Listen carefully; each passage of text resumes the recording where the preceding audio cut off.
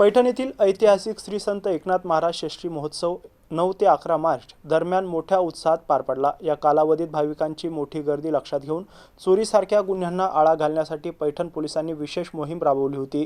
या मोहिमेत 53 संशयितांना ताब्यात घेण्यात आले असून 28 जणांवर कायदेशीर कारवाई करण्यात आली आहे।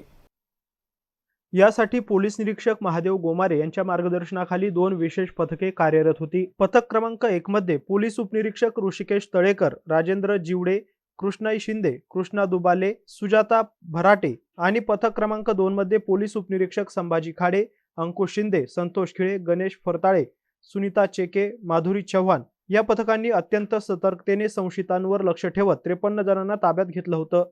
त्यामध्ये 13 महिलांचा समावेश होता। ताब्यातील संशयितांची चौकशी करण्यासाठी तिसरे पथक पोलीस उपनिरीक्षक अजित शेख, सुधीर ओहळ, नुरसद शेख, प्रवीण सुरडकर, चरण सिंग नायमने, मुजस्सर पठाण, अनिता गांगुर्डे हे कार्यरत होते।